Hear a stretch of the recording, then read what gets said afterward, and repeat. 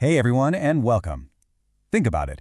Every single day we are constantly tapping, clicking, and typing our way across the internet. But have you ever actually stopped to think about the incredible, invisible journey that happens in the blink of an eye? Well, today we're going to pull back the curtain and trace that path your request takes from your keyboard all the way to the web and back again. Right, so picture this. It's something you do dozens, maybe even hundreds of times a day without even thinking. You type in a web address, you hit enter, and poof, like magic, a website appears. But here's the thing. It's not magic at all. It's a lightning-fast, perfectly choreographed dance of information. So what is really going on in that split second? To figure this out, we have to follow the trail. We're going to follow the path of your digital request from the very moment it leaves your fingertips. This is where our whole journey kicks off. Okay, so that single second can be broken down into these 7 key steps. It all starts when you enter that URL. Your browser then has to figure out where to go. It uses something called DNS, which is basically the internet's phone book, to find the website's real address. Once it has the address, it establishes a direct connection. Then your browser officially sends the request, asking for the web page. On the other side of the world, maybe, a server grabs that request, processes it, and gathers up all the text, images, and code. It bundles all that up and sends a response back to you. And finally, your browser catches that response and displays all the content right there on your screen. It's a whole round trip, and it happens in a flash. This entire process is really just a conversation between two key players. So to really get it, let's meet the main characters in our story, the client and the server. First up, we've got the client. Now you can just think of the client as the requester. It's the one asking for stuff. And it's not just your computer itself, it's the specific app you're using. So your Chrome browser, your Gmail app, your mobile banking app, yep, those are all clients. They're the ones starting the conversation. And on the other side of that conversation, we have the server. The server is the provider. Imagine a huge, powerful library that's always on, just waiting for someone to ask for a book. It stores the websites, it holds your files, it runs the online games. When a client asks for something, the server's job is to find it and serve it up. So this is the key takeaway right here. It's all about their different roles. The client is proactive. It initiates, it asks, and then it displays. The server, on the other hand, is reactive. It waits for a request, it processes it, and then it provides the information. It's a perfect partnership, and honestly, one can't really do its job without the other. And this super elegant partnership has a name. It's called the client-server model. You can think of it as the fundamental blueprint that pretty much everything we do online is built on. It's the set of rules for this constant global conversation.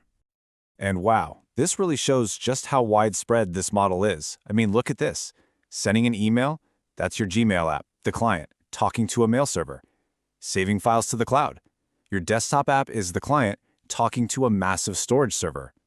Online gaming, mobile banking, just browsing the web, it's all the same principle. It is, without a doubt, the backbone of the modern internet. All right, now let's zoom in on that exact moment of communication. Because at its core, this whole complicated system boils down to a really simple, elegant interaction. You can think of it as a digital handshake. It's really just 3 simple steps. First, the client reaches out and says, "Hey, can I have this web page?" Then, the server gets that message, thinks for a millisecond, and says, "Sure, here are all the files you're gonna need." And finally, the client takes those files and puts the page together for you to see. Request, process, respond. Simple, incredibly efficient, and it's happening billions of times every single second all over the world. And hey, for anyone who's a little curious about the nuts and bolts of it all, here's a fun detail. When programmers are actually building these things, they use a tool called a socket. Just imagine a socket as the digital doorway on both the client and the server that lets them plug into the network and start talking to each other. Pretty cool, right? So, we see how it works, it's efficient, and it's absolutely everywhere. But why? Why did this particular model become so dominant? And more importantly, what are the hidden trade-offs that we're all making by relying on it so much? Well, the advantages are pretty huge. First, by keeping all the data in one central place, on the server, it becomes way easier to manage, maintenance, and back up. It's also cost efficient because it means your phone or laptop doesn't have to be a supercomputer to do all the heavy lifting. This model is also incredibly scalable. You can go from 10 users to 10 million pretty easily. And finally, it allows for centralized control over security and access. But of course, there's a flip side. Having everything centralized creates what's called a single point of failure. If that one server goes down, the service is just gone for everyone. That central server also becomes a really attractive target for cyber attacks. And there are other risks too. Data can be messed with while it's traveling between the client and server, or a hacked server could even send malware back to your device. So yeah, it's powerful, but it is definitely not perfect.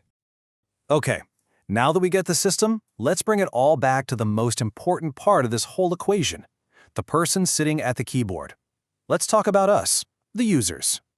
The official term for us is end user. It's the person that the entire system was built for in the first place. Not the programmers, not the network engineers. It's the person actually using the website or the app. In this case, that's you. So, that leads to a really interesting question. We're all end users, sure, but we definitely don't all use technology the same way. So take a second and think. Within this huge client-server world, what kind of user are you? You know, we can kind of group users into a few different buckets. Maybe you're a casual user, just dipping in and out of different websites and apps, or maybe you're a power user. Think of a bank teller or a data entry clerk, using the same specialized program all day, every day. Then you've got the builders, like scientists or analysts who actually create their own tools to work with complex data. And a lot of us are standalone users, using off-the-shelf software like a tax program to manage our own personal data. And this all leads to a really fascinating trend called end-user development. This is what happens when people who aren't professional coders start building or tweaking their own software. I mean, think about creating a really complex spreadsheet, or building a personal website, or setting up an automated workflow. You're basically tailoring the digital world to fit your exact needs. Which brings our whole journey full circle and leaves us with one last big idea to chew on. The same client-server model that was designed to deliver content to us is now giving us the power to create our own content and tools. As these tools get easier to use, that line between being a user and being a creator gets blurrier and blurrier. So as we look to the future, you have to wonder, does that distinction even matter anymore? Something to think about.